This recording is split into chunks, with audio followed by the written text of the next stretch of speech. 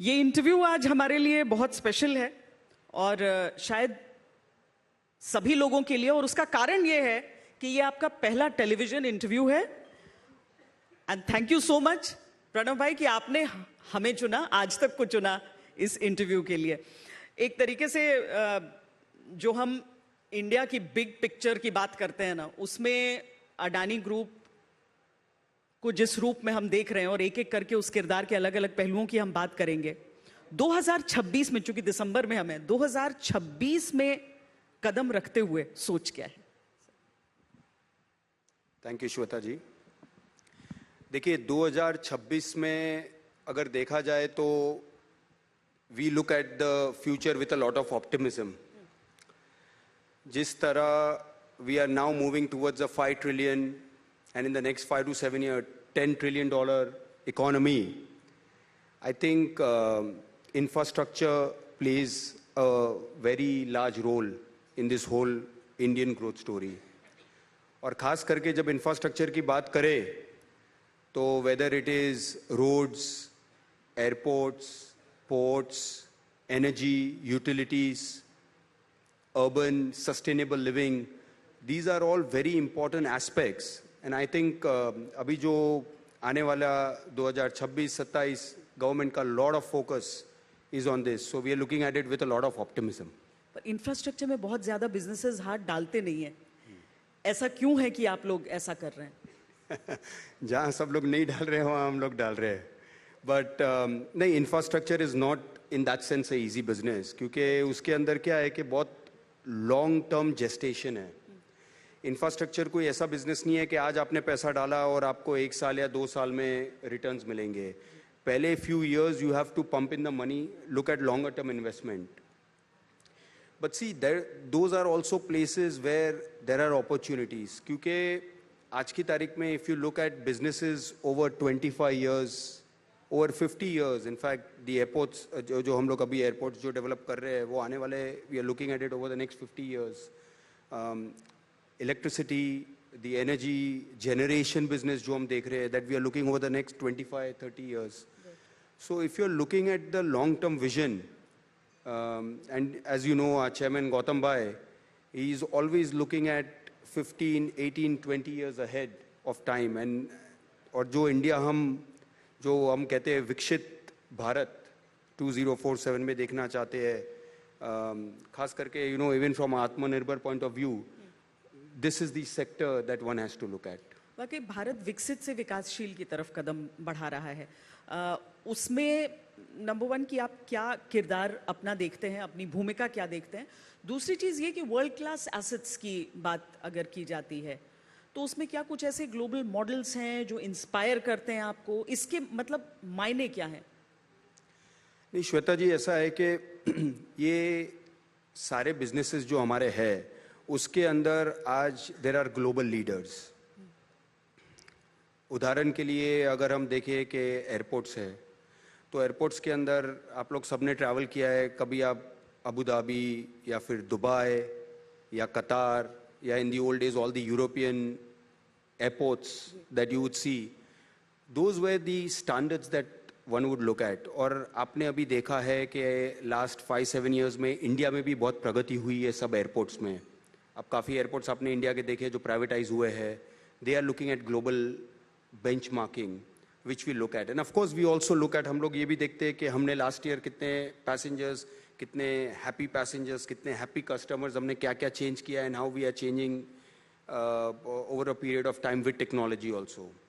फिर अगर हम पोर्ट्स की बात करें तो आज आप देखेंगे कि as a group we have almost 15+ ports in India and 4 abroad. पर हम ये मानते हैं कि जो रॉटरडैम पोर्ट्स है या सिंगापुर पोर्ट है, उनके साथ we have to see that are we able to match with the turn around time, whether if it's of a container और कंटेनर का हो। जैसे आज अभी हम लोग ने विजिंजम एयरपोर्ट का ओपनिंग किया, वो आज इंडिया का सबसे बड़ा ट्रांसशिपमेंट हब है। आज की तारीख में हिंदुस्तान का सब कार्गो ट्रांसशिपमेंट के लिए आइदर ये साइड मिडिल ईस्ट में फुजेरा जाता था या ये साइड देखे तो फिर स्टेट्स ऑफ मलाका में जाता था। But why not India having its own large transshipment hub? So ये काफ़ी डीप पोर्ट है विजिंजम जो केरला में है, और उसके अंदर वर्ल्ड की सबसे largest ships very comfortably can dock alongside. अच्छा, So that's how we benchmark. वैसे मूडीज ने भी कई अडानी एंटिटीज का जो आउटलुक है उसको अपग्रेड कर दिया है. ये एक वो रहता है, टेंशन रहता है कि क्या रेटिंग हो रही है, यहाँ पर एक पॉजिटिव आउटलुक जब आता है तो लगता है कि नहीं. नहीं, ये आपने अच्छा पॉइंट लिया. सिर्फ मूडीज नहीं, S&P, Fitch, all of them ने हमको अपग्रेड काफ़ी कुछ कर दिया. In fact we are one of the very few companies Hindustan में जिनका रेटिंग सोवरिन रेटिंग के साथ है. जो हिंदुस्तान का रेटिंग होता है दैट्स द कैप, उसके इक्विवेलेंट टू दैट है. बट आई थिंक अगर आपका परफॉर्मेंस कंसिस्टेंट है, we are very operational focus, we are very execution focus. तो अगर आप उसी पे ध्यान देते रहे तो फिर Shweta ji, you know, you get the ratings because that's a byproduct, that's the final result. So आपको जान के ये अच्छा लगेगा कि see today over the next 5 years we have committed a capital expenditure infrastructure के अंदर 10 लाख करोड़ का, which means that almost every year we are going to invest 2 lakh crores, and all of it in the infrastructure sector in India. So considering that, we are right on track right now as we speak, particularly on execution. अच्छा, एक चीज़ मैं देख रही थी क्योंकि इस चीज़ को लेकर हमेशा सवाल उठते हैं कि किन किन स्टेट्स में अडानी ग्रुप. हाल में तेलंगाना को लेकर मैंने बड़ा अनाउंसमेंट देखा. स्टेट्स में तेलंगाना से लेकर बिहार तक निवेश की बात आती है. यूपी है, कर्नाटक है, तमिलनाडु है, असम है. मतलब मेरे कहने का ये मतलब है कि हर स्टेट में, इन सारी स्टेट्स, मतलब स्टेट्स और हैं लेकिन ये सारी वो स्टेट्स हैं जहां पर पॉलिटिकल डिस्पेंसेशन अलग अलग है. हालांकि इसके साथ ही आरोप हमेशा एक बिजनेस हाउस पर, आप लोगों पर भी राजनीतिक फायदे को लेकर लगते हैं और रिश्तों को लेकर लग जाते हैं. देखो, इसके लिए मैं बताता हूँ कि आज की तारीख में हम लोग ऑलमोस्ट 26 स्टेट्स में इन्वेस्टेड है इंडिया में. अच्छा.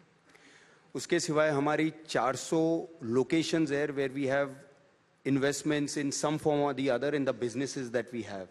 It could be our infrastructure business, our power business, our cements business, our utility business. So we are there.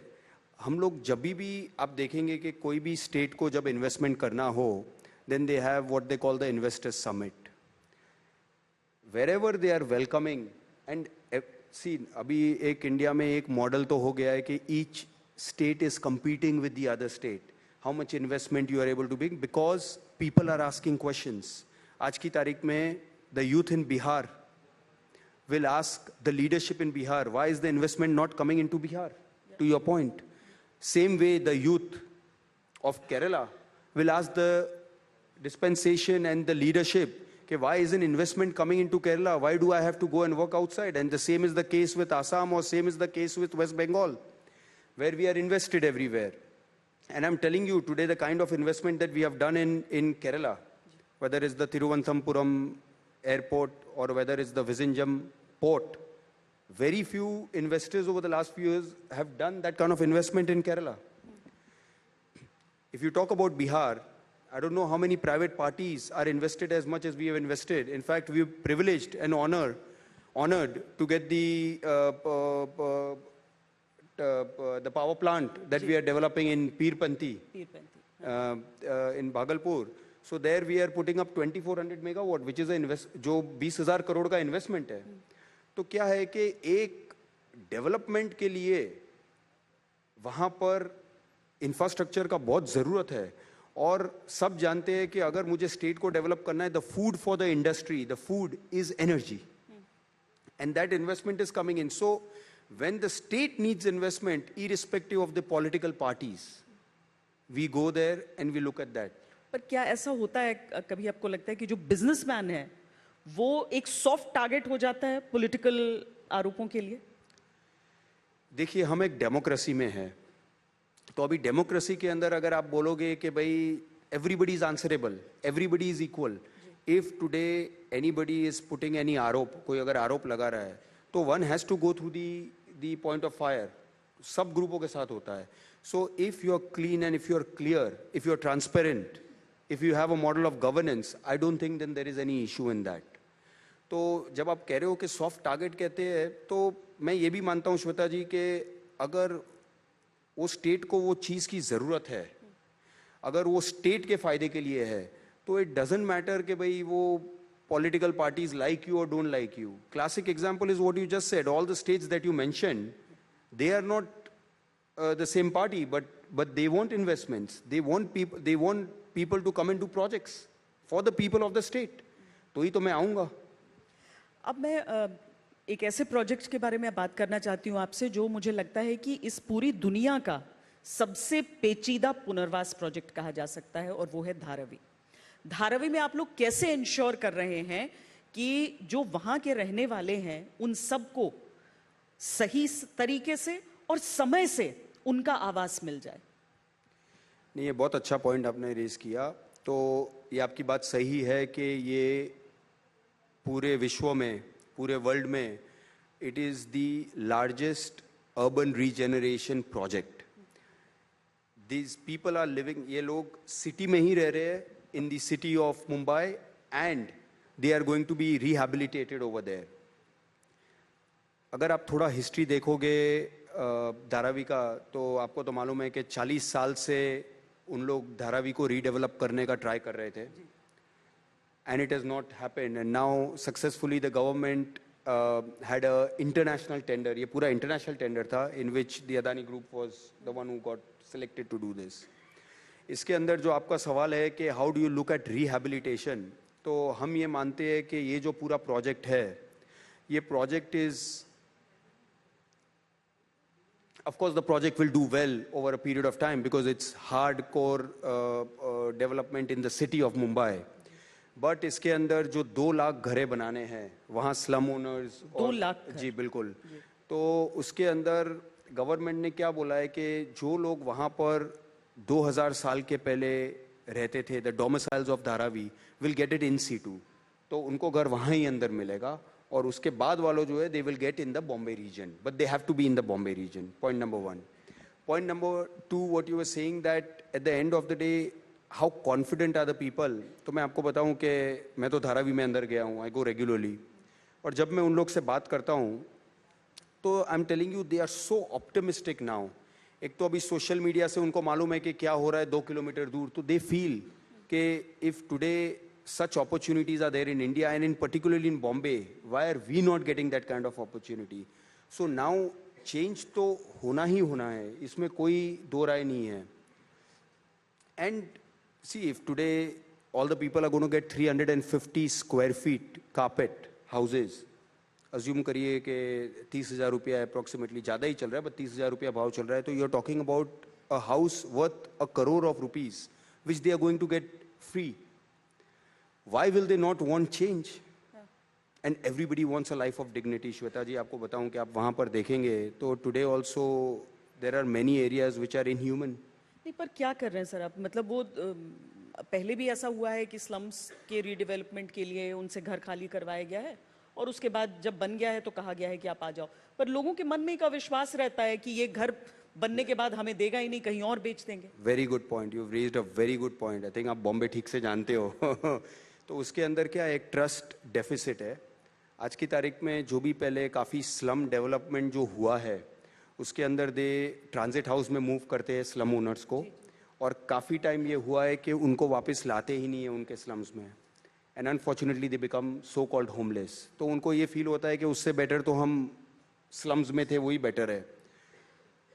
So understanding that साइके जो हम लोग ने किया है, वो उसको किया है की टू की. तो हमने क्या बोला है कि हम पहले आपका घर बनाएंगे, आपको चाबी देंगे, you will move in to the final house first, and then only we will break your slum and do the redevelopment. So people have that confidence कि भाई हमको पहले घर मिल रहा है, which is very different from the old way of moving the people to transit houses. तो long term में ये जो अर्बन मोबिलिटी और रिहाइश के हिसाब से क्या इम्पैक्ट देख रहे हैं इसका धारावी? देखिए, धारावी को हम जो बना रहे हैं उसको पूरा मल्टी मोडल कॉरिडोर जैसा बनाना चाहते हैं. वहाँ पर buses will come, metro will come, suburban trains will come, the best roads will be done, because you are building a whole new city. So this will become a hub because anyways आप जानते हो कि धारावी एकदम अपने city के बीच में है वैसे भी, तो naturally it is placed in such a way that it is very convenient to move around Mumbai if the logistic is done well. So we are looking at total multimodal corridors similar to what you've seen in countries like Hong Kong, where you have the basement, then you have where you can connect directly from metro to the airports, you can control, you can move from suburban trains to the other trains. So we have planned everything like that. और ये चूंकि हम मुंबई की ही बात कर रहे हैं तो नवी मुंबई का जो इंटरनेशनल एयरपोर्ट मेरा ख्याल है 25 दिसंबर को ही उसकी शुरुआत हो रही है। किस तरीके से मतलब मुंबई जैसे शहर में जहां पर एयर ट्रैवल का जो इतना ज़्यादा प्रेशर रहता है, तो मुंबई की जो हवाई सेवा की क्षमता है उसको कैसे प्रभावित करेगा ये? तो एयरपोर्ट के ऊपर बात करें तो हम ये मानते हैं कि आप लोग ने काफ़ी वर्ल्ड में देखा है कि आज लंदन जैसी सिटी में भी 4 एयरपोर्ट्स है, whether we talk about Gatwick बोलिए, हीथ्रो बोलिए, London City Airport, Stansted Airport. Mumbai जैसी सिटी में एटलीस्ट 2 से 3 एयरपोर्ट की तो पक्का ज़रूरत है, और ये नवी मुंबई आने से it will also ease a lot of air travel. And we always believe, if you look at the models globally, कि where it is supply driven economy, तो अगर आप ज़्यादा सप्लाई दोगे तो लोग ज़्यादा ट्रैवल करेंगे बाय एयर, और लोग ज़्यादा ट्रैवल करेंगे by air, automatically the prices also will fall down. And you no air, आपने यूएस में तो देखा ही होगा कि air travel and train travel is almost similar depending on the time when you do your bookings. So I hope that, you know, with Navi Mumbai coming in with the full infrastructure, which is the पूरा infrastructure जो पूरा plan किया गया है, both the airports will do very well. And now आपने देखा है कि महाराष्ट्र में जिस तरह infrastructure वहाँ पर बन रहा है, to get to Navi Mumbai आधे घंटे से ज़्यादा टाइम भी नहीं लगेगा. असम में भी नया जो उनका एयरपोर्ट है, उसके साथ ऊर्जा में भी काफ़ी ऊर्जा प्रोजेक्ट्स जो है, पावर प्रोजेक्ट्स है, उसमें बहुत बड़ा इन्वेस्टमेंट है। असम का भी मेरा ख्याल है इसके साथ ही आसपास ही होना है जी। असम का भी एयरपोर्ट अभी पूरा एक्सपेंशन प्लान्ड है, बट उसके सिवाय ये जो आप कह रहे हो वो 3200 मेगावाट जो पावर प्लांट अपने डाल रहे हैं। देखिए आसाम की जो भूमिका है for the North East is a very big role they are playing, because from there you have what they call the chicken's neck, and then you have all these seven other states connected from there, 7 sisters what is called. So actually अगर आप देखने जाए तो Guwahati airport itself can be a hub for that whole area. वहाँ पूरा travel करने के लिए through Guwahati you can then go आगे, जैसे हम दुबई जाते हैं to go to the world. So Assam itself is in a very very strategic location. And you know these are the areas, ये ऐसे एरिया है जो हमको काफ़ी टाइम पहले एज अ कंट्री ज़्यादा इन्वेस्ट करना चाहिए था, बट वो जो कहते हैं कि जब टाइम है तब है। मतलब मैं केवल एक बिजनेसमैन से बात कर रही हूँ या फिर एक ऐसे व्यक्ति से बात कर रही हूँ जो जिम्मेदारियाँ या ग्रुप, क्योंकि आप उसका प्रतिनिधित्व करने के लिए यहाँ पर हमारे साथ हैं, जो ये सोच रहा है कि किस तरीके से, क्योंकि आपने वहाँ के बिजनेस से ज़्यादा इस बात पर जोर दिया कि कैसे वहाँ पर पहले विकास होना चाहिए था और उसकी कनेक्टिविटी के लिए कितना आवश्यक है। और इसीलिए मैं बिहार का सवाल, चूंकि आपने अभी डिटेल में बिहार का बताया, मैं आपसे ये समझना चाहती हूँ कि जब ये सारी चीज़ें जो पावर प्रोजेक्ट से लेकर वो पूरा, आप वहाँ के मतलब अडानी ग्रुप वहाँ का बिगेस्ट प्राइवेट इन्वेस्टर है जी। 53,500 जॉब्स की बात हुई जी। क्यों बिहार को लेकर ये ऑप्टिमिज्म है? मैं पर्सनली 2 बार बिहार के इन्वेस्टर समिट में गया था, एंड यू नो हम लोग ने देखा कि वहाँ पर इतनी सारी अपॉर्चुनिटीज़ है, और आप तो खुद जानते हो because you are originally from Bihar, कि वहाँ के जो यूथ है they are very very ambitious youth, because they don't have the opportunity, तो उनको अलग अलग शहरों में जाना पड़ता है। हमें ये फील है कि अगर वहाँ पर ही अगर अपॉर्चुनिटी दी जाए तो, एंड आपने कोविड के टाइम पे भी देखा, there was so much reverse migration going back to Bihar, now people want to stay in Bihar. और बिहार को अगर आप देखोगे तो डेवलपमेंट करने के लिए कोई रोक नहीं सकता है। The only thing is they need a lot of you know food for manufacturing things, like when I से फूड दैट मीन्स एनर्जी। अगर आज एनर्जी एक्सेस हो और the government is understood over that कि भाई हमको ये सब की ज़रूरत है, plus as a group we have also, हम लोग ने वहाँ वत्सलीगंज में एक सीमेंट प्लांट भी वहाँ पर हमने डाला है। प्लस बिसाइड्स दैट हम लोग ने स्मार्ट मीटर्स का 2-3 रोड प्रोजेक्ट्स भी लिए। I think now Bihar is fully in the development mode and Bihar is changing, really changing. Pranav भाई, आपके ग्रुप पर गवर्नेंस रिलेटेड इश्यूज को लेकर कुछ आरोप लगे थे। हालांकि सेबी ने आगे चलकर इस पर क्लीन चिट दी, पर बिजनेस पर असर पड़ा था उस पूरे विवाद का? बिजनेस पर असर पड़ा नहीं था। इनफैक्ट हम लोग तो 2 टाइम्स ज़्यादा ग्रो कर दिए। अच्छा। 2000 ये जो आप बात कर रहे हो 2023 में और आज 2025 में, in 2 years the group has grown much more. Today we are looking at an EBITDA of almost 90,000 crores as a group. और आप देखेंगे कि हमने जो अभी अनाउंस किया है कि आने वाले 3-4 साल के बाद our own internal accruals will take care of all the expansion that we are planning. तो क्या है कि कभी भी जब ग्रोथ की ट्रैजेक्टरी में कोई ग्रुप होता है तो ये सब चीज़ें तो होती ही होती है। एंड हम लोग को ये कॉन्फिडेंस था। और अब बात करें तो ये जो रिपोर्ट है उसके बाद गवर्नेंस तो पहले भी था, बट अभी ज़्यादा गवर्नेंस हो गया है। So, we a whole model of governance and everything is much more governance and of course transparency and all that. तो अभी आप देखेंगे कि group is in fact growing at a much faster speed than what it was pre-report that you're talking about. अच्छा, एक और trend बड़ा दिखता है कि उन नौकरियों में कटौती की बात होती है, लेकिन इससे उल्टा मुझे दिख रहा है आपके ग्रुप में। जिस तरह के इन्वेस्टमेंट्स हो रहे हैं और जिस तरह से, क्या इसका क्या कारण है, इस सकारात्मकता का, इस ऑप्टिमिज्म का?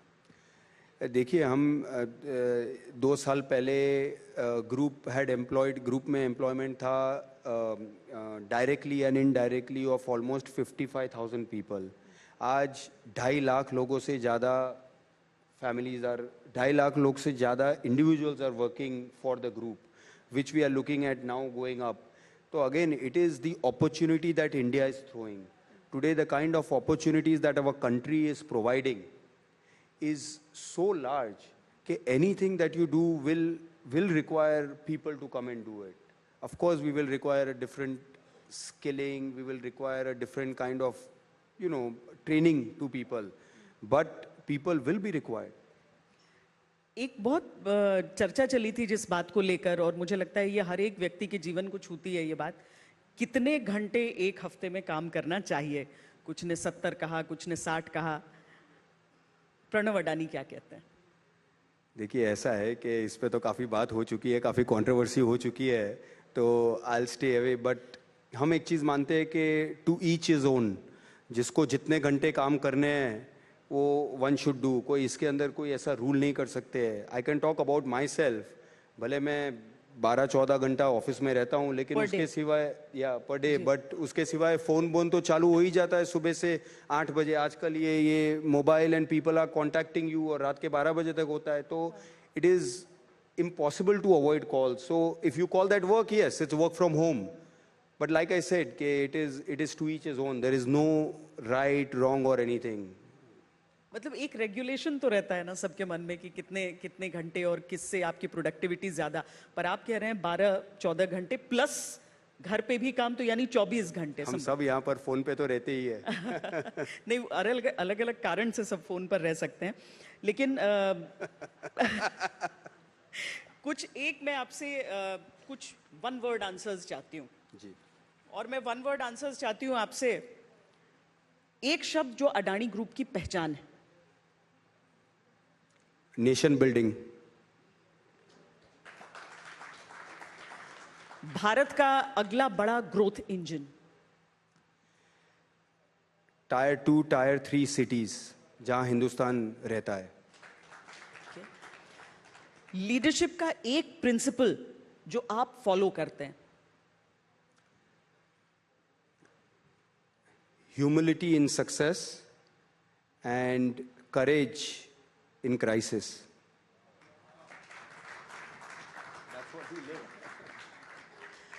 2025 की सबसे exciting technology. Of course it's AI. AI is changing the world. AI exciting है, एक्साइट कर रही है आपको? It's going to be a part of life. Positive negative नहीं उसका आप अभी पॉजिटिव ही देखना पॉजिटिव चाह ही रहे हैं करने उसका। का, पॉजिटिव कन्वर्ट कर देंगे। अच्छा, गौतम भाई जिन्हें जी ऐसे पुकारते हैं आप लोग, कहते हैं बहुत सख्त टास्क मास्टर हैं। मतलब घर में अलग, बाहर ऑफिस में अलग, या घर पे तो बहुत प्यार देते हैं, लेकिन ऑफिस में टास्क मास्टर है। नहीं, so he is a very disciplined leader and वो खुद ही इतने डिसिप्लिन्ड है कि वो कहते हैं ना कि you learn leadership by looking at him. So we are all privileged to be working under him and learning from him. अच्छा, भारत में जो मल्टी मॉडल जो कनेक्टिविटी है, जो इंटीग्रेटेड लॉजिस्टिक्स हैं, उसको बहुत अहमियत दी जा रही है। तो इस लिहाज से भारत के विकास के अगले दौर में आप अडानी ग्रुप को कहाँ देख रहे हैं? देखिए श्वेता जी, जो आपने बोला, आपने देखा होगा कि विकसित भारत होने के लिए by 2047 how important is logistics. तो लॉजिस्टिक्स के अंदर अगर देखा जाए तो आज की तारीख में almost 8% of our GDP is logistic cost, 7.98%, which is good globally, but we can get much better. So the cheaper, and it is only possible by proper connectivity. Connectivity is not only ports, but it's roads, it's ICD, it's airports, it's the overall connectivity. So I think अगर वो हम manage कर सके as a country, तो फिर to become विकसित भारत कोई हमें नहीं रोक सकता। और तब आई एम वेरी कॉन्फिडेंट कि you know to become a $30 trillion economy by then 100% possible है। इतनी श्योरिटी, इतना ऑप्टिमिज्म है आपको। एक चीज़, चूंकि आप पावर का क्षेत्र, ऊर्जा का क्षेत्र जुड़ा हुआ है, और वहाँ पर जब जुड़ता है और अंतर्राष्ट्रीय तौर पर हम देखते हैं, तो एक सवाल उठ जाता है कि कोयला और ग्रीन एनर्जी संतुलन है, किस तरीके से इसको अप्रोच कर पाते हैं? देखिए, ये क्या है कि थोड़ी फैशन है ये कहना कि भाई कोयला मत यूज़ करो, कोयला बैड है। देखिए आज की तारीख में अगर आप देखेंगे तो बेस लोड जो है वो आज भी थर्मल पावर प्लांट से आते हैं। We also need to understand कि आज की तारीख में जो टेक्नोलॉजी आ गई है, जिसको हम बोलते हैं अल्ट्रा सुपर क्रिटिकल, वो टेक्नोलॉजी ऐसी है कि उसकी एमिशंस ऑलमोस्ट नेग्लिजिबल है। So while we need thermal power plants for base load, of course we will also have equal amount of renewables. अभी आप देखेंगे कि रिन्यूएबल की बात करें तो जो अदानी ग्रुप एक रोल प्ले कर रहा है, we are going to be the world's, I repeat, the world's largest renewable generation company by 2030। एक एग्जाम्पल है कि खावड़ा जो कच्छ डिस्ट्रिक्ट में है अपने बॉर्डर के पास, वहाँ पर अदानी ग्रीन एनर्जी लिमिटेड हमारी जो कंपनी है, we are putting up 30 gigawatts, मतलब 30,000 megawatts of renewable capacity in one single location. तो just to put things in perspective, it's almost 520 square kilometres, is 5 times the size of Paris in one location where we are going to do the generation of solar power. और ये आपको चांद से भी जगह दिखती है, तो ये एक लोकेशन में हम कर रहे हैं। तो putting all this together we will be almost 50 gigawatts by 2030। पर चैलेंजेस भी तो होंगे। नहीं, चैलेंजेस तो सब बिजनेस में रहते हैं। देखिए at the end of the day अगर मैं खावड़ा की बात करूँ तो it was basically all barren land, because it is so hot and it's full desert that nobody would actually go there. So you're actually putting the land to productive use, and at the same time सब businesses में challenge तो रहते ही है। So when you say challenges, supply chain challenges रहते हैं, और हम लोग ने इतनी सारे businesses में देखे हैं challenge कि now we think it's a part of life really. मैं चैलेंजेस इस हिसाब से भी पूछ रही हूँ कि हमेशा से मतलब लंबे समय से बार बार ये कहा जाता था कि मतलब जो एक शब्द होता है ना, ease of doing business, Bharat easy है बिजनेस के लिए या फिर नहीं है? देखिए ऐसा है कि ये हमने पहले भी बात की है कि ease of doing business, if you personally ask me, तो हम लोग तो भारतीय है, तो we have to see in context. तो आज से अगर मुझे पूछिए कि 10-12 साल पहले जो ईज़ ऑफ डूइंग बिजनेस था और आज जो ईज़ ऑफ डूइंग बिजनेस है, it is made a very big difference.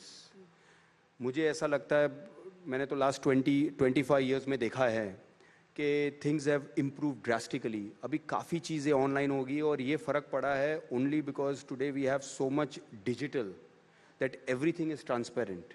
You will know exact, आपको अभी मालूम पड़ेगा कि बिहार में समझो कि कोई कैबिनेट हुई तो क्या हुआ है, most of it is online. अगर आपको कोई भी स्टेट में क्या हुआ, everything is online and everything is so transparent, so things have improved. Can it improve further? Always there's room to improve further. But today, if you personally ask me, we are much better than the India that we had in the old days.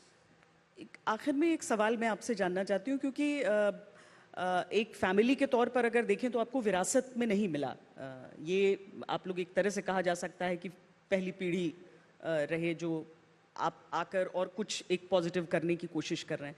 अगर मैं India के youth के point of view से आपसे पूछूं कि एक globally competitive India में योगदान देना है तो माइंडसेट में किस तरह का बदलाव करना होगा? देखिए, हमारे ग्रुप की बात करें तो this is the first generation group businesses. This is not something जैसे आपने बोला कि पीढ़ी पर पीढ़ी, it is first generation started founder chairman Gautam Adani, Gautam भाई अदानी. देखिए, एक चीज़ है कि आज की यूथ, अपनी जो हिंदुस्तान की यूथ है वो बहुत एम्बिशियस है, उसमें कर दिखाने का, करने का जोश है. और आपने ये पावर देखा होगा हर सेक्टर में जहां हम जा रहे हैं. As a country we are doing so well and we are looking at scale at a very different level. The biggest advantage that we have is today also 50% of our population is under the age of 35. You know the kind of power that we have. आज की तारीख में why is the whole world looking at India? That's because today we have ambitious youth.